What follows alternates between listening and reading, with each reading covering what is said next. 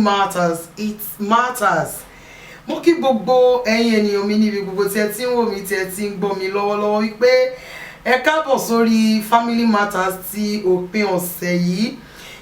Àwa housewives báwo ni ní ọ̀dọ̀ wa níbẹ̀ yẹn, ṣé a ti ṣe ojúṣe wa gẹ́gẹ́ bí mo ti máa ń béèrè ní ọ̀sọ̀ọ̀sẹ̀ ní ọwọ́ wa. Housewives, strength of the home. Kí ni nǹkan tí mo fẹ́ bá wa sọ ní òní? Kò pọ̀ rárá. Ṣé mọ̀ wípé àwọn ọmọ wa ti wọ ilé ìwé, wọ́n ti wọlé, àdẹ̀kú oríire ní orúkọ Olúwa. Bí wọ́n ti wọlé, ikú kò ní já wọn gbà ní ọwọ́ wa, wọn ò ní farapa ní orúkọ Jésù. Ọlọ́run á ṣí wọn níyè, ọgbọ́n ìmọ̀ àti òye láti ọ̀run wá Ọlọ́run á fi fún wọn. Ìwọ ìyá tó ń gbọ́ mi, tó ń wò mí lọ́wọ́lọ́wọ́, báwo ni preparation ẹ fún àwọn ọmọ ẹ? Ṣé mọ̀ wípé tó bá jẹ́ wípé ẹ máa ń jí ní aago 6 káwọn ọmọ yìí tó wọlé, ẹ gbọ́dọ̀ máa jí ní aago 4:30 tàbí aago 5. Wake up early so that you will be able to dress for your children, for them to get to school as early as possible. Ẹ ní láti jẹ́ òbí tó jáfáfá gẹ́gẹ́ bí mo ti máa ń sọ lórí ètò yìí fún wa ní gbogbo ọjọ́. Gẹ́gẹ́ bí ìyá, kí ni àwọn ohun tí o nílò láti ṣe fún àwọn ọmọ rẹ ní bí wọ́n ṣe wọlé ìwé yìí? Ó gbọ́dọ̀ máa fún àwọn ọmọ yìí ní oúnjẹ tí ó gbóná ní àárọ̀ kùtùkùtù. Pàápàá jùlọ, o lè fún wọn ní ògì, o lè fún wọn ní custard, o lè fún wọn ní beverages. Give them light food. Kì í ṣe pé kó ro àmàlà, kó gúnyán tàbí kó ro ẹ̀bà. Kó fún àwọn ọmọ yìí ní àárọ̀ kùtùkùtù kan dé ilé ìwé kan lọ máa sùn. Ẹ fún wọn ní oúnjẹ tó máa lè jẹ́ kí wọ́n lè jáfáfá ní ilé ìwé. Rí dájú wípé ó fún ọmọ yìí ní oúnjẹ tó máa jẹ gẹ́gẹ́ bí oúnjẹ ọ̀sán. Don't just give your children junks. Má máa fún wọn ní ìjẹkújẹ. O ní láti jẹ́ ìyá tí iye rẹ̀ ṣí láti máa tọ́jú àwọn ọmọ àti ọkọ ní òrèkóòrè. Àsìkò òtútù ni a wà yìí tí Yorùbá ń pè ní àsìkò ọ̀gìnìntìn. O gbọ́dọ̀ ṣí àwọn ọmọ yìí sí atẹ́gùn. Ọmọ mi kò fẹ́ràn òtútù rárá, kíákíá sí ó ti ní cough and cold. Ẹ jọ̀ọ́, ẹ jẹ́ ká máa dì fáwọn ọmọ wa dáadáa. Ẹ wọ cardigan fún ọmọ yín, ẹ wọ simi àwọ̀tẹ́lẹ̀, ẹ wọ fún wọn kẹ́ tó wọ aṣọ ilé ìwé wọn fún wọn. Ẹ dress fáwọn ọmọ yín, ẹ jẹ́ kí wọ́n neat. Má jẹ́ ṣeré òde, ẹni tó dùn ún wò ní ìta ṣùgbọ́n táwọn ọmọ ẹ̀ ò ṣe é rí rárá. O gbọ́dọ̀ jẹ́ irú ìyá bẹ́ẹ̀. Ní ẹlẹ́ẹ̀kejì, jọ̀ọ́ torí Ọlọ́run, bá mi tọ́jú èèkàn ọwọ́ àti èèkàn ẹsẹ̀, tọ́jú irun orí àwọn ọmọ ẹ gẹ́gẹ́ bí ìyá gidi. Ní ẹlẹ́ẹ̀kẹta, má fi gbogbo iṣẹ́ ilé, iṣẹ́ àwọn ọmọ, iṣẹ́ ọkọ, má fi sílẹ̀ fún ọmọ ọ̀dọ̀. O ní láti bójútó ilé rẹ fúnra rẹ. Ìwọ gẹ́gẹ́ bí obìnrin nínú ilé, o gbọ́dọ̀ jẹ́ obìnrin tó ya ọ̀lẹ débi pé o ò lè fún ọmọ àti ọkọ ẹ ní oúnjẹ. Àwọn ọ̀pọ̀lọpọ̀ obìnrin ni mo rí tí wọ́n máa sọ wípé kí ọmọ ọ̀dọ̀ lọ sẹ́ẹ̀tì tébù fún ọkọ wọn. Èyí ò bójúmu rárá. Gẹ́gẹ́ bí obìnrin rere nínú ilé, o gbọ́dọ̀ lè bójútó oúnjẹ tí ọkọ àti àwọn ọmọ rẹ máa jẹ fúnra rẹ. Èyí tí mo tún fẹ́ sọ nípa rẹ̀ ni wípé má jẹ́ kí ọmọ ọ̀dọ̀ máa tẹ́ ibùsùn fún ọkọ rẹ, kò dáa. Ìwọ fúnra ẹ tọ́jú inú yàrá tí ìwọ àti ọkọ ẹ ń sùn. Má jẹ́ ọ̀lẹ dànù obìnrin. Fúnra ẹ tẹ́ bẹ́ẹ̀dì ọkọ ẹ, fúnra ẹ tọ́jú inú yàrá tí ìwọ àti ọkọ ẹ tí ẹ jọ ń sùn. Kókó mìíràn tí mo tún fẹ́ sọ nípa rẹ̀ ni wípé nítorí ìdí èyí ni ètò yìí fi wà, ni mo fi ń sọ wípé tó bá ní ohunkóhun tó fẹ́ kọ́ àwa obìnrin lórí ètò yìí, ẹ kàn sí mi kíákíá ni màá dá yín lò. Tí àwọn ọmọ ẹ bá fẹ́ràn rice, there are so many ways tá a fi lè prepare rice. O lè ṣe coconut rice, o lè ṣe white rice kó dín ata sí, o lè ṣe ọbẹ̀ ata sí, o lè ro ẹ̀fọ́ sí, o lè ṣe dòdò sí, o lè ṣe fried rice, o lè ṣe jollof rice. There are so many ways tó lè fi ṣe rice fún àwọn ọmọ. Má jẹ́ kó jẹ́ ọ̀nà kan ṣoṣo ló lè fi ṣe rice fún àwọn ọmọ yìí. Bẹ́ẹ̀ gẹ́gẹ́ ni noodles táwọn ọmọ tún fẹ́ràn. Àwọn oríṣiríṣi ọ̀nà ló wà tá lè fi ṣe noodles fún àwọn ọmọ wa tí wọ́n máa fẹ́ràn láti jẹ. Bẹ́ẹ̀ gẹ́gẹ́ ni iṣu, kì í ṣe iyán nìkan ni iṣu wà fún. Kì í ṣe iṣu àtàtà nìkan ló lè ṣe. O lè ṣe iṣu àtàtà, o lè ṣe iṣu àti ẹyin, o lè ṣe iṣu àti ìgbá tí a ń pè ní garden egg, táwọn kan ń pè ní ikàn. O lè ṣe iṣu, o lè fi ṣe yam balls. A sì máa kọ́ ara wa ní yam balls ẹ lórí ètò yìí. O gbọ́dọ̀ jẹ́ obìnrin tí iyì ẹ̀ ṣí sí oríṣiríṣi ọ̀nà. Tí ọmọ ẹ ò bá láìkẹ̀ wá, o lè fi dín àkàrà fún. O lè fi ṣe mọ́ínmọ́ín fún. O lè fi ṣe èkuru.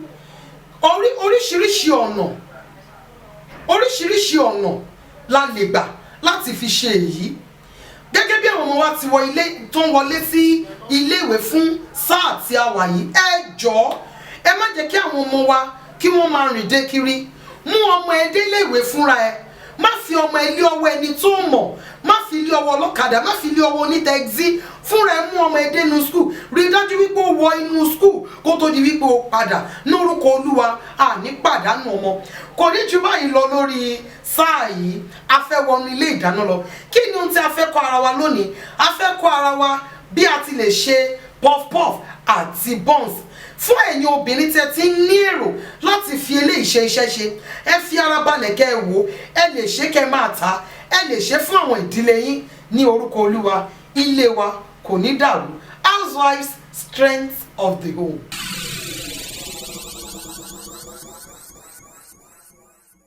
Housewives strength of the home. Àwọn obìnrin ní agbára àti okun inú ilé tá a bá ti mú tí a ń ṣe inú ilé wa máa ṣàìsàn má gbàgbé wípé tó o bá ti kùnà ní inú ìgbéyàwó rẹ ó ti kùnà ní gbogbo ọ̀nà.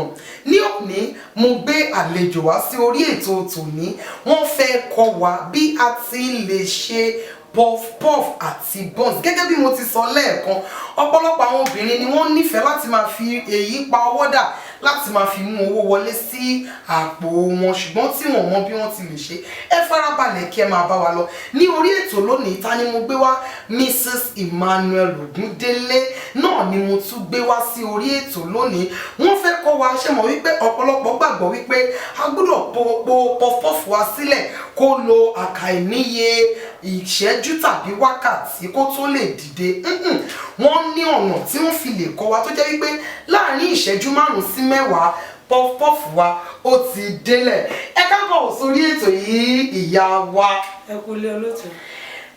ẹni ohun tí ẹ fẹ́ kọ́ wa lónìí ni puff puff àti buns kí làwọn tí a nílò fún. a nílò flour. ok. a nílò sugar ohun aládùn. a nílò òróró. a nílò yeast.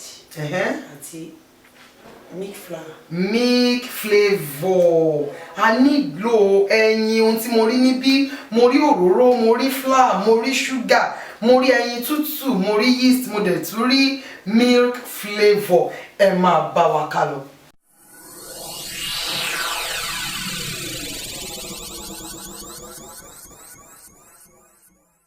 ní puff puff ta fẹ́ ṣe.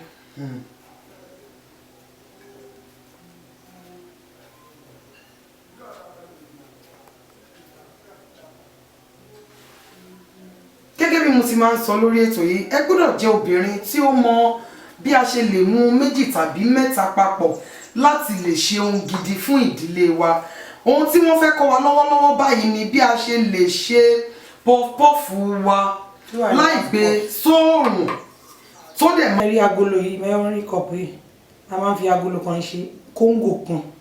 ok ní puff puff. ní puff puff. ó dẹ̀ máa dùn dáadáa. ó dẹ̀ máa dùn kì í ṣe pé ká wá da ṣúgà sínú ọ̀kan yẹn tán fún máa yàgbẹ́ agolo kan so tó bá yẹ pé half kóńgò la fẹ́ ṣe bíi 5 cups a máa lo half ẹ̀ nígbà pàtàkì yẹ pé 1/4 la fẹ́ ṣe a máa lo 1/4 of sugar.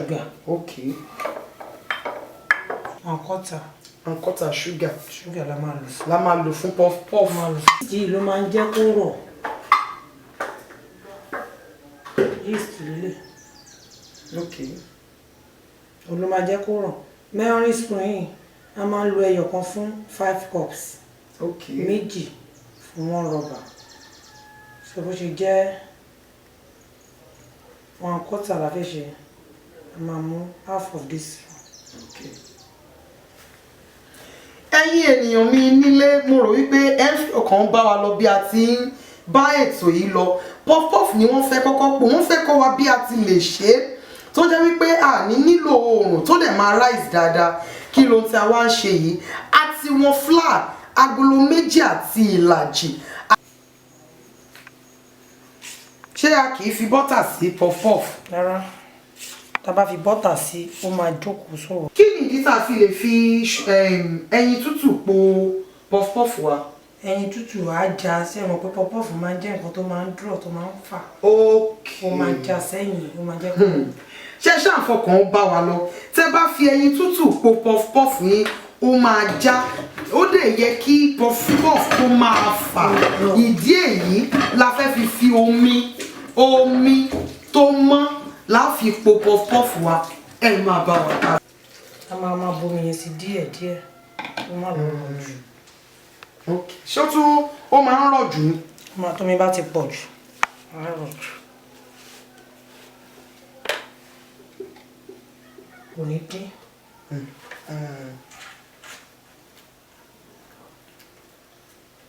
nígbà tá a ti wá kò tán ìbáyìí kí la máa ṣe.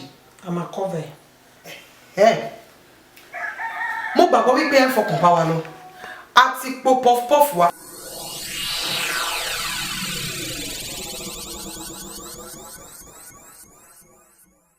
half cup of flour. Okay. A máa lo 4 sugar.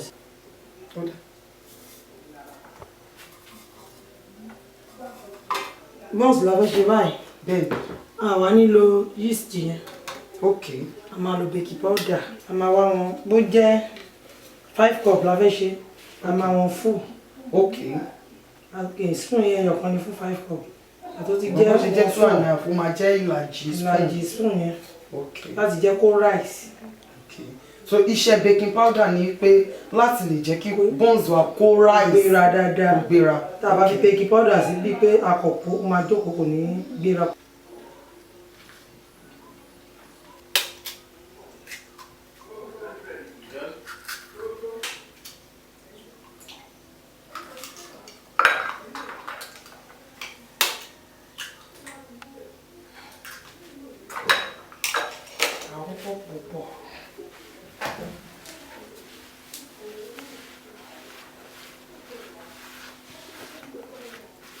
Sáré ṣe nínú ilé òkè ṣe dandan kí gbogbo ẹ̀ wà ń bẹ̀. Kò máa bá gbèsè lẹ́ni fẹ́ dá mi kí n tó lọ rẹ́yìn kí n tó ṣe. Ẹ̀yin ènìyàn wa nílé. Máa fọwọ́ mìzẹ̀ kó dán dáadáa.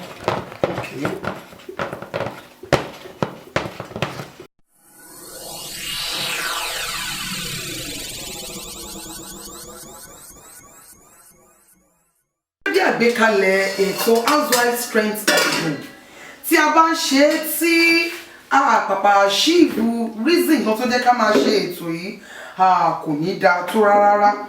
Tẹ́ bá ní ìbéèrè lórí àwọn tí a ti kọ́ra wa sẹ́yìn tàbí èyí tí a ń ṣe lọ́wọ́ ẹ̀yin ẹ béèrè lọ́wọ́ mi lórí Facebook account mi Yemi Adéọlá tàbí kí ẹ pè mí sórí 08036607384. Tẹ́ bá ní àfikún tàbí ẹ ní ìbéèrè lórí ohun tí a ń ṣe lórí ètò yìí ẹ̀yin ṣáà ti pè mí tàbí kí ẹ sẹ́ndì mẹ́sẹ̀gì sí mi kí a ní máa dá yín lóhùn ní orúkọ Olúwa ilé wa kò ní dàrú.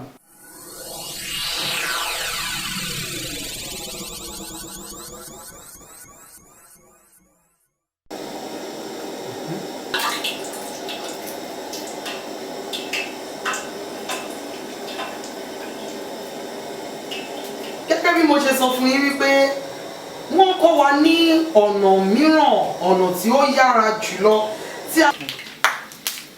Sorry. Try ní omi ló fún lómi. Nǹkan ta ni ṣé wọ́n ṣe.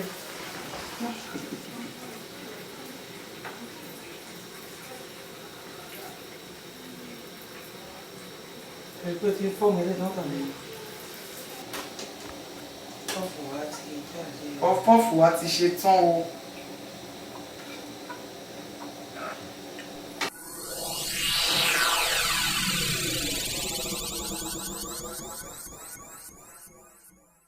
A ti ṣe puff-puff tán buns ni wọ́n ń gé sórí iná kó tó di pé wọ́n bẹ̀rẹ̀ sí gé wọ́n fi ọwọ́ sí òróró wípé á lè rọrùn láti gé dáadáa kò ní lè lẹ̀ mọ́wọ́ yàmàyàmà òun lẹ rí tí wọ́n ń gé sí orí iná yìí.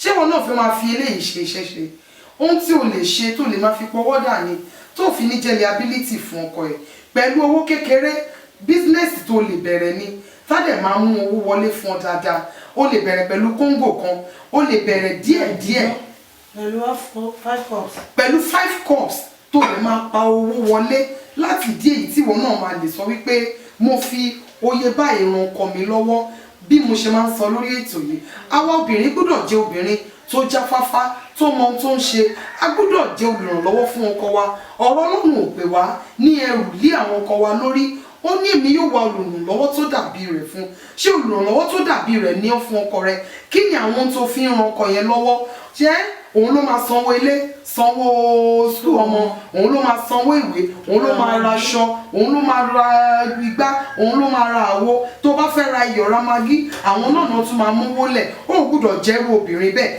ohun tí wọ́n kọ́ wa lónìí ó lè fi bẹ̀rẹ̀ òwò ó lè fi bẹ̀rẹ̀ òwò tí wọn náà fi máa pọwọ́ dà díẹ̀díẹ̀ láti máa mú owó sílẹ̀ nínú ilé ó gbọ́dọ̀ jẹ́ obìnrin tó mọ ohun tó ń ṣe jẹ́ ìbùkún fún ọkọ rẹ ó gbọ́dọ̀ jẹ́ ẹ̀kọ́ fún wọn ohun tí mo ń sọ ni wípé má jẹ́ obìnrin tó jẹ́ lẹ́sìn lásán fún ọkọ àtàwọn ọmọ jẹ́ blessing fún wọn ilé wa kò ní dàrú.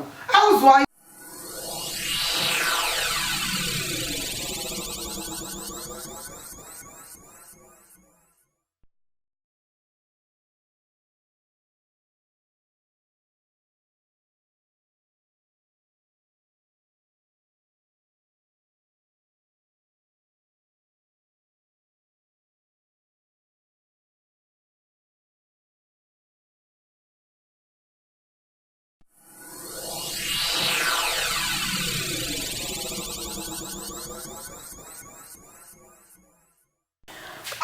Nírin jù báyìí lọ fún ti ọ̀sẹ̀ yìí lórí ètò Housewife Strength of the Home èyí tó wà ní abẹ́ ètò Family Matters.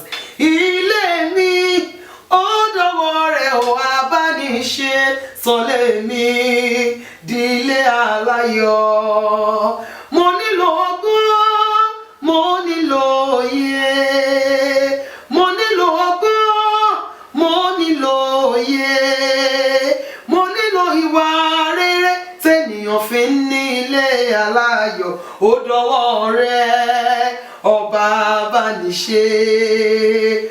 Àníri jù báyìí lọ èmi ọmọ yín Evangelist Yẹmí Adéọlá ni mo ń wí pé ẹ jẹ́ kí àwa obìnrin kí a jẹ́ obìnrin tí ó jáfáfá ẹ jẹ́ alábùkún fún nínú ilé tí Ọlọ́run fi yín sí gẹ́gẹ́ bí ìyá gẹ́gẹ́ bí aya a ò ní já Ọlọ́run kulẹ̀ ó di lọ́sẹ̀ tó ń bọ̀ tá ó tún bá ara wa pàdé lórí àkọ́tún ohun mìíràn tí a fẹ́ fi kọ́ra wa ó dàbọ̀.